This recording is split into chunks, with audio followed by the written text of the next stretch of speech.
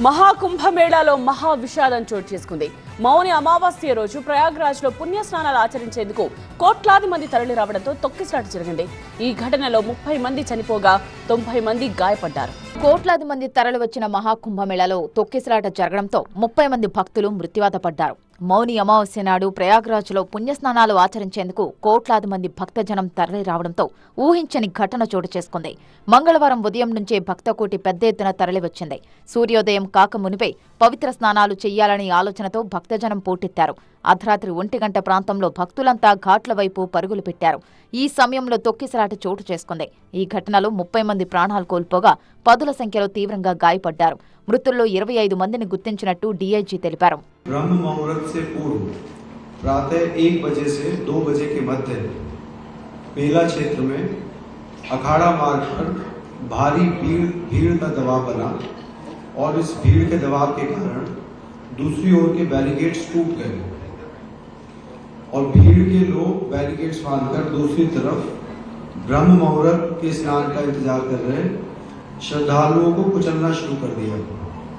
यद्यपि प्रशासन ने तत्काल राहत और बचाव कार्य करते हुए ग्रीन कॉरिडोर बनाया और एम्बुलेंस के माध्यम से लगभग 90 घायलों को अस्पताल तक पहुंचाया, परंतु इसमें से दुर्भाग्यपूर्ण तरीके से 30 श्रद्धालुओं की दुखद मृत्यु हो गई है।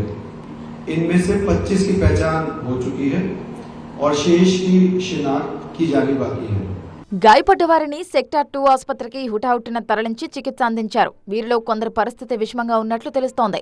ప్రమాదం జరిగిన కొన్ని గంటలకు కూడా మరణాలు, గాయపడిన వారి సంఖ్యకు సంబంధించి అధికారులు ఎటువంటి సమాచారం ఇవ్వలేదు.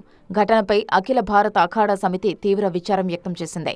జరిగిన ఘటన చాలా దురదృష్టకరమని, భక్తులకు ఇబ్బంది లేకుండా తాము త్వరగా స్నానాలు ముగించి ఘాట్లను ఖాళీ చేస్తామని అఖాడా ప్రకటించింది. ఈ ఘటనపై యూపీ సీఎం యోగి ఆదిత్యనాథ్ దిగ్భ్రాంతి వ్యక్తం చేశారు. పుణ్యస్నానాలకు ఎలాంటి ఇబ్బందులు కలగకుండా చూడాలని అధికారులను ఆదేశించారు.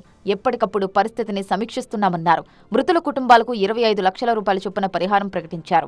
ఘటనపై న్యాయ విచారణ జరిపిస్తామని, 15 రోజుల్లో నివేదిక ఇవ్వాలని కోరామని యూపీ ప్రభుత్వం తెలిపింది. తొక్కిసలాటలో 90 మందికి గాయాలైనట్టు ప్రకటించింది. మరోవైపు ఈ ఘటనపై ప్రధాని నరేంద్ర మోదీ కూడా ఘటనపై తీవ్ర విచారం వ్యక్తం చేశారు. ఎప్పటికప్పుడు సీఎం యోగి ఆదిత్యనాథ్ నుంచి వివరాలు సేకరించి భక్తుల యోగక్షేమాలను తెలుసుకుంటున్నారు.